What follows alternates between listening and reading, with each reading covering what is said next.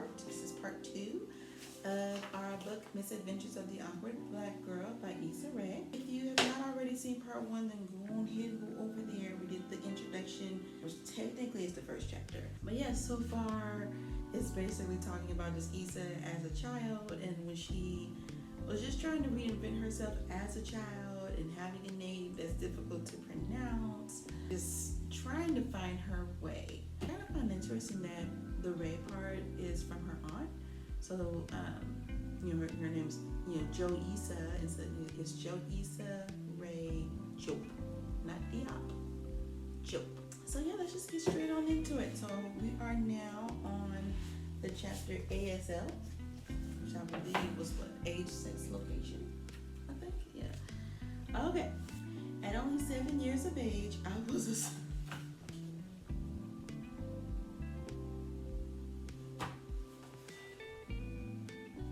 This is the first sentence, y'all. This is literally the first sentence. Okay. At only 11 years of age, I was a cyber. Okay. And okay. Looking back, I'm embarrassed. For me, for my parents, but oddly enough, my cyber social debauchery is indirectly correlated with my current status as a so-called internet pioneer. It all started when I began catfishing, creating characters and transmitting them over the internet. Though back then people just called it lying. Had my father not signed my entire family up with American Online accounts, AOL, for the computer in our modest Potomac, Maryland home, I don't know that I'd have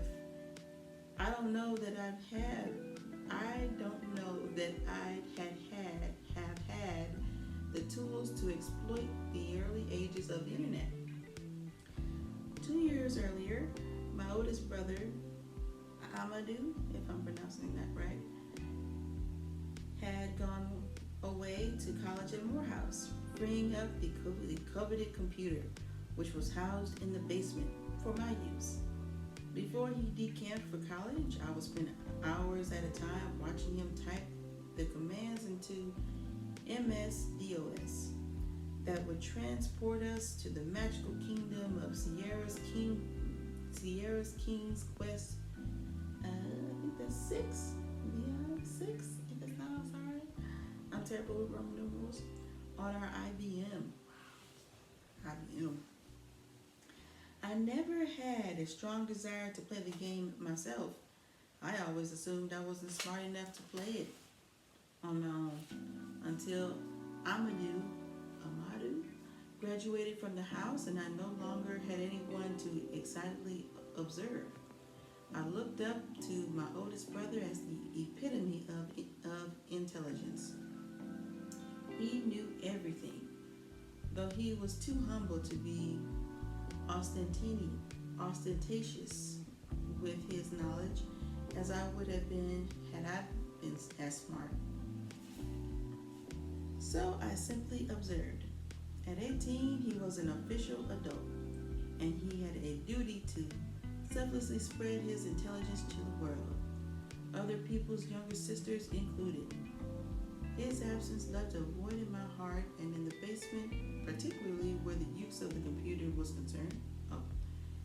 Void in my heart and in the basement, particularly where the use of the computer was concerned.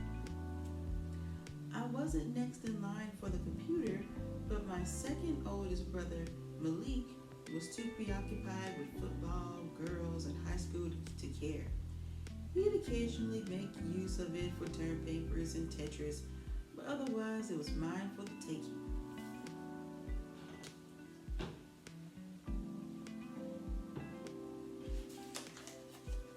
Using the computer wasn't foreign to me by any means. I had an old Apple computer in my very own room, a double source of jealousy for my younger brother, where I played number munchers and self-published my stories on perforated paper from an excruciatingly noisy printer. Joe Issa, are you wasting paper again? My mother would yell from her makeshift home office, tipped off by the mechanical snitch. When alone and my mom approved, I actually loved to hear the robotic crunching and whirring that the printer made while laying to ink my very own written words. But the computer in my room paled in comparison to the one downstairs in the basement. For one thing, the large floppy disks. I think they were actually called hard disks. What the 90s were becoming extinct, and rightfully so, since the data on those things could be lost with the smudge of a finger. And since my computer took only the hard disk, my game choices were limited to nerdy learning games and text-based adventure games with no visuals. Bleach, boring, boo. Oh, bleach? I don't know. The other reason my computer wasn't a huge triumph for my preteen self-discovery was because it lacked a modem, which meant no dial-up internet for me. But AOL changed my life. I bet. Specifically, it changed my social life. To be more precise, AOL gave me a social life. It ignited my social development and expanded my concept of sexuality. Because of AOL, I had imaginary friends that weren't imaginary. I had elaborate conversations devoid of awkward silences. And perhaps most valuable of all, I could actually talk to boys at my command. Okay, girl. Okay. Talking to boys on their own time. Before my parents caught wind of frightening news reports of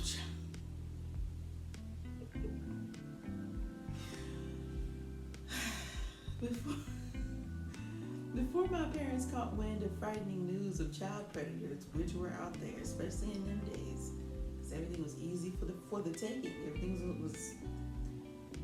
The internet was in the beginning stages, for those who don't know, and so it was very new. So nobody knew of all the craziness that could happen, like we know now. But before my parents caught wind of frightening news reports of child predators, I spent my days and after school evenings in chat rooms, learning to speed read, talking to kids my age, who were also ahead of the curve, or pedophiles, who were remarkably creative and persistent in their forbidden pursuits.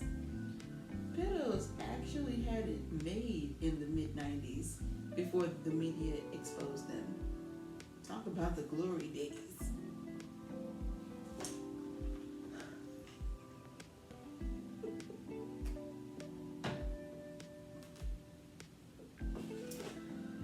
Oh, not the glory days. My friends at school, other fifth graders, didn't seem to relate when I mentioned chat rooms and profiles, or when I sang along to the dial-up internet song I made up in my head. It seemed that for a brief moment, only I was privy to this alternate American universe that lived online. By the time my family moved to Los Angeles to join my dad, a pediatrician who had seized an opportunity to open his own family clinic there, my relationship with the computer had grown immensely, much to the dismay and irritation of my mother. "You were always on the computer. Go do homework. Go do your homework. I already finished." "Well then, go play. Go outside and play." She just didn't get it. Only recently, in my late 20s, did she come to realize that my excessive computer use is what led me to become the self-employed, almost focused career woman I am today. By the summer of 1996, more of my friends from Maryland had adopted AOL. It helped us bridge the 3,000 miles between us. By then, I was already over the handwritten letters of yesteryear, 1996.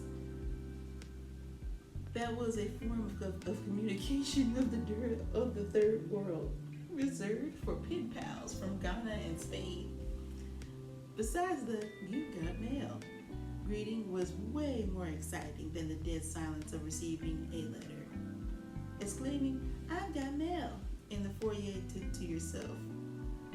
It isn't the same. Trust me. It was through electronic mail that I'd tell my friends back home about my Hollywood adventures. Never mind the fact that I lived in Windsor Hills, 30 minutes away from Hollywood, and that I was struggling to make friends, or that my sense of style was horrendous, or that my middle school had done away with lockers so the authorities could better monitor drug use. All I ever wanted was a locker. I felt robbed of the middle school experience I saw on Boy Meets World and Doug, but my friends didn't have to know that.